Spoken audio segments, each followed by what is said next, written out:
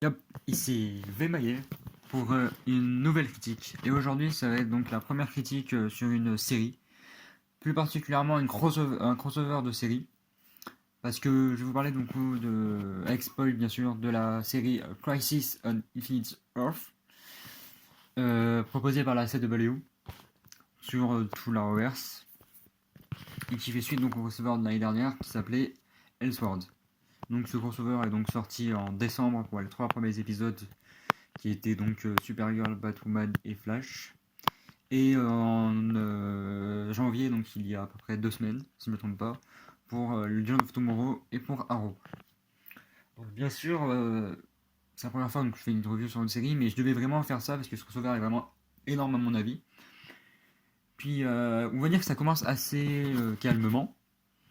Puis après, ça va augmenter pour vraiment avoir une très bonne fin, et même une des meilleures fins de crossover qu'on a pu voir dans tous les crossovers proposés par cette firme. Donc on va commencer bien sûr par parler du premier épisode, donc la première partie qui se passe dans Supergirl. Elle est assez bien amenée quand même, bien sûr. On va dire que même c'était déjà bien amené dans le dernier épisode d'Arrow avec tout le crossover qui vient d'amener et tout. Mais même dans Supergirl, on voit bien le point commun, le lien. Et bien sûr, donc on retrouve Layla en Harbinger, qui va appeler les héros et qui va. Donc dans ce crossover, on va avoir les héros principaux, Arrow, Batwoman et Flash et toute la team Arrow à peu près, presque. Et c'est assez calme, bien sûr, parce que ils vont essayer de trouver le moment, de voir quoi faire. Le crossover est assez calme sur les images. On voit Clark, on voit Lois avec leur enfant. Ce qui va amener aussi un lien pour les prochaines séries qu'ils veulent faire sur Superman. Mais c'est assez calme. Le vrai moment, il y a même Sarah qui arrive, le vrai moment c'est vraiment vers la fin, où il y aura un gros combat, et on va voir enfin Mia avec le costume d'Arrow. Et sur cette fin, donc on va les voir tous vraiment se battre, on va voir Oliver qui va avoir des moments héroïques, Flash, Supergirl aussi, mais vraiment là c'est concentré sur les moments héroïques d'Oliver et son sacrifice à la fin, il va se faire tuer. Et ça se finit donc sur tout le monde sur son lit, devant le corps inerte sur un lit. Et c'est triste, mais c'est comme ça. Ensuite, on a l'épisode 2 de Batwoman, donc. Et dedans cet épisode, on va plutôt retrouver la team, vu que Earth 38 a été détruit dans le partie 1, dans une sorte de deuxième vaisseau des Legends of Tomorrow, d'une autre planète qu'ils vont aller chercher. Et c'est surtout ça pour l'épisode. On va aussi avoir donc Flash avec Black Lightning et tout. Si je me trompe pas, ça c'est dans partie 3 par contre. Mais dans cet épisode, oui, on va retrouver Lois et Iris, oui, parce que Iris est présente quand même si on sait tous qu'on l'aime pas vraiment. Pour moi, c'est surtout ça. Et ils vont aller recruter donc un Superman d'une autre Terre qui va être joué donc par l'acteur de Atom, Brandon Roof. Et Superman là, c'est le Kingdom Come. Et franchement, on voit une bataille avec Superman aussi parce qu'il va venir. Et c'est génial à voir. Franchement, c'est vraiment bien amené. On adore tout ça et c'est génial. J'ai vraiment adoré ça. Et en contrepartie, les gens de Tomorrow c'était assez drôle et tout. Et c'était assez cool. Et on les retrouve tous après dans le vaisseau, comme ça. Et franchement, cette partie Batwoman, à part le fait que Batwoman et Supergirl vont aller sur une autre terre chercher un Batman méchant et que Batwoman va tuer le Batman presque, ça fait un peu bizarre, mais c'est assez calme aussi, même si les scènes de combat sont vraiment bien et que la partie Superman Brandon Roof est vraiment géniale. Ensuite, dans l'épisode de Flash, donc avec Black Lightning, qui était sorti le jour d'après, c'était vraiment cool. On voit Black Lightning arriver, qui se demande où il est parce qu'il a plus personne.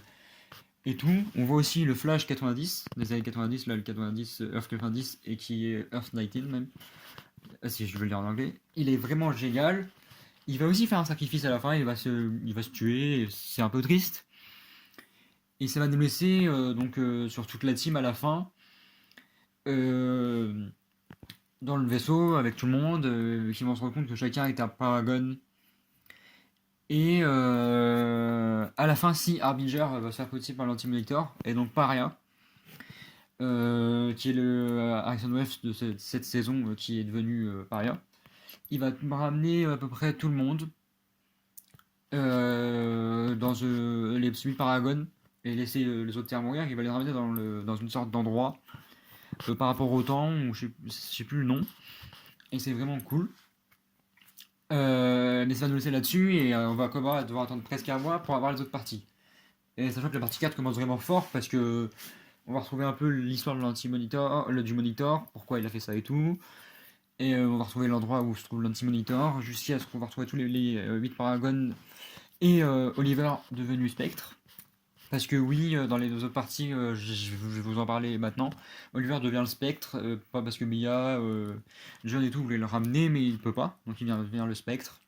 Et Oliver en Spectre va donc arriver, et il va demander à Barry de l'aider, et de la ramener tous donc à un endroit spécial. On va voir Supergirl avec Lex, et Ray Cho qui a été recruté aussi sur une autre terre, et Lex il va essayer de les trahir et tout, mais le moniteur va réussir à tout changer, à écouter Supergirl, et ça va revenir à la normale.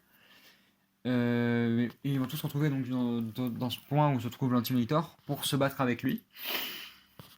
Et Oliver va faire un sacrifice, il va sauver tout le multivers va revenir. Mais bon, c'est ça. Les batailles sont assez courtes, assez rapides, mais bien utilisées.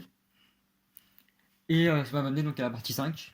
On retrouve toutes les terres, tout le monde qui revient à la normale. Cependant, tout le monde sont sur la même terre et ils s'en rendent compte au fur et à mesure de l'épisode. Et ils se rendent compte que c'est pas fini, qu'il reste des problèmes. Et ces problèmes sont un peu bizarres parce qu'il reste donc quelques ennemis. Mais ils ont réussi à les avoir facilement. Et ça va surtout se concentrer sur Sarah et Barry parce que c'est les deux qui étaient tristes pour la mort d'Oliver, et là leur voir mourir une deuxième fois, c'est triste quand même. Mais bon, ils se battent, ils essayent de chacun, tous les deux, s'aider mutuellement. Jusqu'à ce que, oui, Bibo revienne. Un Bibo géant, ce qui est un peu con, parce qu'on sait très bien que dans l'autre, ce Bibo, c'est le côté what the fuck, et que tout le monde n'aime pas vraiment le revoir. Et que, bien sûr, dans les légendes, à part Ray, qu'on savait déjà qui était présent pour aider, on va retrouver Mick. Et bien sûr, Rory, il va faire le fou, il va brûler tout parce que il est en pleine séance de dédicace, c'était un peu bizarre. Et on va encore retrouver un gros fight face à l'Antimotor, et qui là va vraiment se faire tuer grâce à un outil spécial, et ils vont donc vraiment le tuer. Ça va être une bataille où on va avoir un fort Oliver, ça va être génial, ils vont tous se battre, ça va être vraiment magnifique. Et là, ils vont tous faire leur deuil, à la fin de l'épisode, ils font tous leur deuil, et il boit à sa santé, il se retrouve Bunker avec lui, et voilà. Il y a même un hommage de la mère de Star City à Oliver, il y aura même une statue de lui qui va être en construction. Mais c'est génial. Et donc on voit très bien que dedans, chacun a vraiment son moment, son moment de gloire. Mais bien sûr, c'est plutôt sur Oliver. Et vu son avenir, c'est normal. Bien sûr, chaque mort, donc Flash, Earth 19, 90, Oliver, c'est vraiment triste, mais vraiment bien amené, et ça sert à l'histoire. Mais elles sont donc c'est-à-dire qu'elles sont compréhensibles. En caméo, qu'ils soient imprévisibles ou non, sont assez magiques, parce qu'on a le caméo de Lucifer. Ça, c'est assez cool parce qu'il va se retrouver avec Constantine, donc c'est un peu le même univers, les deux vont réussir à bien s'entendre. On a le caméo aussi de Superman de Smallville, et je sais qu'il y a eu beaucoup de problèmes parce que tout le monde disait mais il a pas son costume, il a abandonné ses pouvoirs, c'est plus Superman. Je peux pas vraiment vous en dire plus parce que j'étais pas quand je regardais pas vraiment Smallville à l'époque, mais plutôt les aventures de Clark, de Lois and Clark en série. Donc je peux pas vraiment avoir un point de vue là-dessus, même si j'ai bien aimé quand même le fait qu'il revienne et tout. On a un caméo aussi des Titans, des Birds of Prey, de plusieurs terres. Et même à la fin, les nouvelles terres, on voit où va se trouver Stargirl, on voit la terre de Superman de Kingdom Come, qui n'est plus Kingdom Come de base. La terre Love Prime, on voit toutes les nouvelles terres, donc c'est assez cool. Et j'ai vraiment bien aimé comment ils sont apportés parce que le moment est bien choisi et vraiment, c'est vraiment bien amené. Même si, par exemple, pour les Titans de les Bird of Prey, c'est moins rapide, mais c'est quand même bien amené, on voit quelques images et c'est cool. On a des combats, donc comme je l'ai dit, assez monstrueux, avec des héros vraiment forts et braves, et qui travaillent vraiment tous ensemble. Et vraiment, si je dois choisir un moment où c'est vraiment magique, qu'on va tous adorer, que j'ai vraiment adoré moi-même, c'est les 10 dernières minutes du dernier épisode. C'est juste, on retrouve les nouvelles terres, les héros, et surtout l'hommage à notre grand héros, donc, qui est bien sûr Arrow, et qui nous a lancé donc la reverse.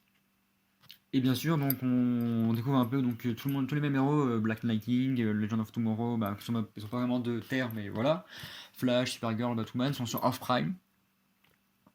Et même Arrow et Mia et tout. Et c'est là où on retrouve tous les héros de la reverse, donc ça fait un peu sens. Et là, ils vont pouvoir travailler ensemble et rendre ce monde magique, et ça va être cool donc de voir ça. Ce qu'on a déjà commencé à voir, vu que je vous parle là, les deux épisodes de Supergirl sont sortis, Batwoman aussi, on a commencé à le voir et c'est assez intéressant. Beaucoup plus traité dans Flash, je pense à mon avis, mais dans les autres séries, c'est pas trop traité à part pour Legends of Tomorrow. Parce que Sarah reprend ses esprits et il y a un moment de what the fuck, mais même si c'est Legends of Tomorrow, il y aura toujours du what the fuck. Même si c'est triste pour ceux qui regardaient au début, moi ça me gêne pas trop. Et donc à la fin, c'est un gros spoil, mais on a enfin un QG et la Justice League présente, donc qui sont Supergirl, Batwoman, Black Lightning, Superman, Flash, Sarah en White Canary. Qu'est-ce qu'on a d'autre Je crois qu'on a Rachel, je suis pas sûr. On a Arrow aussi, on a un siège pour Arrow même s'il est mort.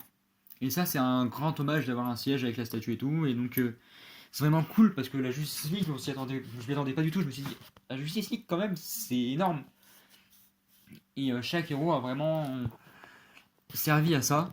Et c'est vraiment un gros crossover et c'est génial comme idée d'avoir fait ça. Ça va être dur d'avoir un nouveau, c'était un big crossover et je pense pas qu'on aura ça plus tôt.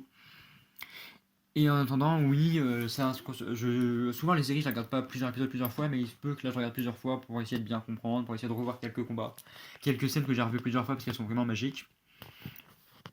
Et bien sûr, je vous conseille aussi, si vous aimez la reverse, si vous aimez les choses du genre. Comme d'habitude, n'hésitez pas à laisser des commentaires pour me conseiller des films ou pour donner vos avis, à laisser un like et à vous abonner à ma chaîne. C'était Vemaillé. Ciao!